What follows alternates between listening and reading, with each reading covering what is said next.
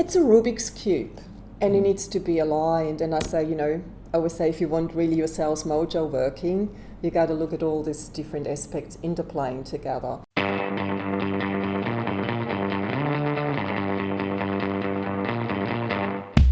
Welcome, Ursula Dauenhauer. Hello, good to see you again, John. And you.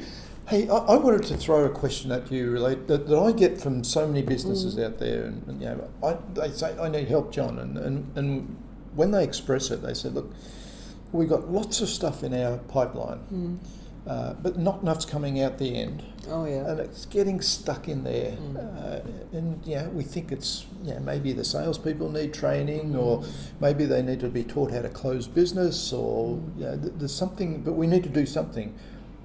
You've seen that a lot. A lot. What do you think? What are typically the issues that have caused it? Look, there are no easy answers to it, and you really have to dig into what's really behind the problem, I think. And it varies so much, isn't it? Like, what kind of market are you in? What kind of sales cycles do you have? We can have sales cycles of 12 months or more at times in a complex IT world. So when you have symptoms like this, I think the most important thing is to really go back in the sales cycle and say, well, why did we put in a proposal in the first place? How is it that it's not closing? How is it we are just changing the closing date in our CRM? And it just drifts on and on and on and on. Yes. That's the question to ask. In my experience, it's something to do with the sales process failing, breaking down, and things progressing in the sales process when they shouldn't have. Yes. And in my experience, more often than not, I think of a key step in the sales process is a good, solid, quality discovery. Yes. Right. And more often than not, it's when the salespeople and the sales team are not conducting an in-depth discovery, and they're jumping to conclusions and assumptions too quickly, and then jumping to the proposal and then the value proposition and then trying to close. Yes. And it stops. Yeah, I call it the happy ears, John. The happy ears. The happy ears, yes. Isn't it classic when we hear a customer talking about a problem? And how often have you so felt, great, we have a problem.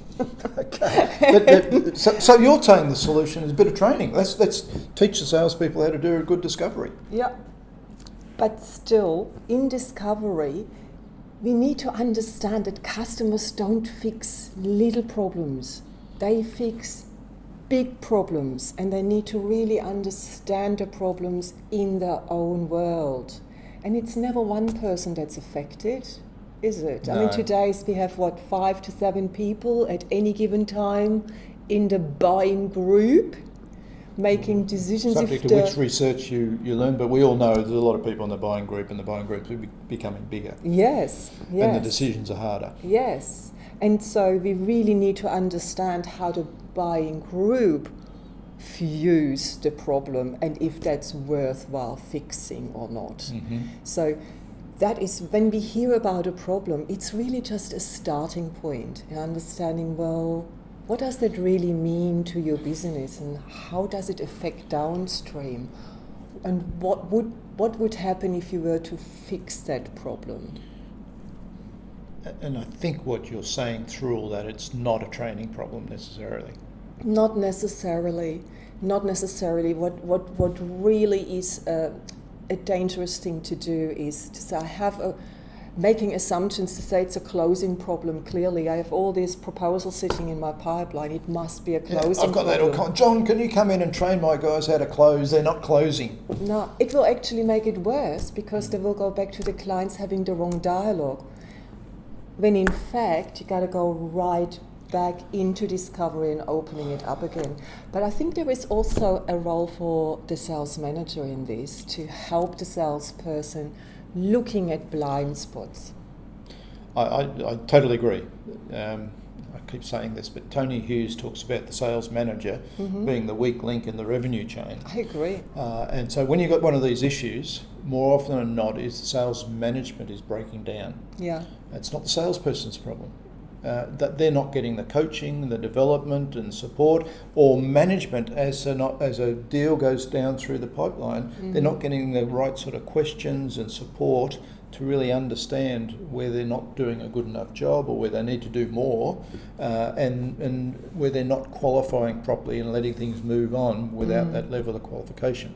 So you're right, I think it is. It's a sales management issue, isn't it? It is, and I think an issue that I hear a lot about is that salespeople can perceive that as being micromanaged, as a sign of mistrust when the sales manager wants to deep dive into an opportunity. So I think it's really important to coach it so that it is there to help uncover blind spots and giving us the best foot forward, that we really thought about what the next best step is. So you use the word coach, and I got to say, to me, a sales manager's primary role, and to ensure that link in the chain is not weak, is coaching. Yeah. And you've got to ask the question out there amongst all the sales managers, how much time do you spend coaching? And they all say, well, we've got so many things to do. Yeah. We've got to sell up, we've got to sell down, we've got to run meetings, we've got to all sorts of things we have to do. Yeah. And run your CRM and get all the data right and so on and so forth. Well, none of that's worthwhile if you're not coaching and developing your salespeople and making sure they're following the right process. And coaching, it's not getting whips out and getting people to do the right thing by telling them what to do. Any good salesperson knows this. You don't tell a customer, but you also, as a salesperson, don't tell the salesperson. You coach them, the old grow model, right? And you get help the salesperson think through the issues and what's the best approach, and support them in doing that. Then when they fall over, picking them up, dusting them off and saying, why do you think that happened? And let them learn through the standard coaching. Yes, because we learn only through mistakes. That's the only way we learn. That's the only way we learn. And we're not learning if we keep making the same mistakes over and over and over again. So we need help. We need coaching. And that is a really big call for sales management. If you're thinking that every salesperson would really need 2 to 3 hours a week, that is adds up to a lot of hours. If you've got 10 direct reports, that's too many hours, right? Yes. So you probably need to manage that, but it's critical. It's that's number one role of a sales manager. Yeah. Number one role, number one criteria, coaching. Yes. And sometimes I feel like saying you need to come out from behind your CRM reports and actually re-engage in the field, sitting next to your salesperson and really working through stuff where the rubber hits the road. Numbers tell you something, but numbers don't solve the problem. So we need to learn from those numbers and then use those to know where we need to coach, where we need to train, where we need to mentor, and so on. Absolutely, absolutely. It's not an easy job, and you can only learn it on the job, and that is a lot of hard work. So we started this discussion saying, what happens? Pipeline's stuck. What's the problem? Where is it? Yeah. And we both diverted to sales management. Is that the only thing we should talk about? No, look, I think it comes back to the sales process. And the sales model. At that. And the sales model, it's all interwoven, isn't it? If our sales model is not right, we don't get our structure right. And the culture and the leadership model. And it's a Rubik's Cube, and it needs to be aligned. And I say, I always say, if you want really your sales mojo working, you got to look at all these different aspects interplaying together. I'm with you. Yeah, but just looking at a pipeline. See, the other thing I see a lot is that we get more leads. Our leads are not good enough. Clearly, we need more good leads, and we are running sort of one-off marketing campaigns that only do what? Fill the pipeline with more stuff that doesn't move through. And so we are looking at a big pipeline that makes us really feel good.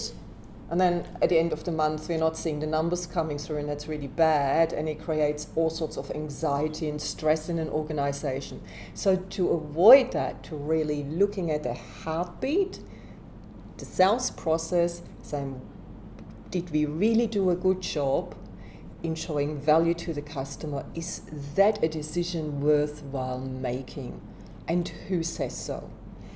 So if we focus on that, then the proposal should really be just a natural consequence, and the customer saying yes, a natural consequence out of the good work we've done beforehand. And we may identify through that some weaknesses in our sales force that need some training.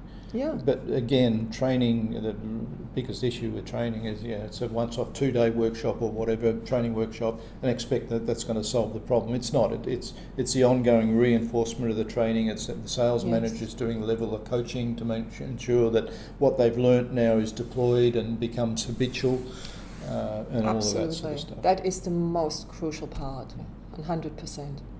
That was a good discussion. I like it, and I hopefully got value out there. Stuck pipelines are, everybody's familiar with that, and we all struggle with it. It's, I think you started off by saying it's not simple and not easy, but sometimes we can just ask a few questions of ourselves and really get to the guts of where some of the problems are. Have we got the right sales model? Have we got the right sales process? Have we got the right level of sales management skills and capabilities? Are they coaching our salespeople and making sure they're developing properly so that they are doing the right level of discovery in the sales process and the right level of value proposition development and so on before we get a proposal on the table, and it's too late then if we haven't done the homework. Yes, absolutely. I couldn't agree more, John. Thank you, Ursula. I look forward to the next time we get together. Me too.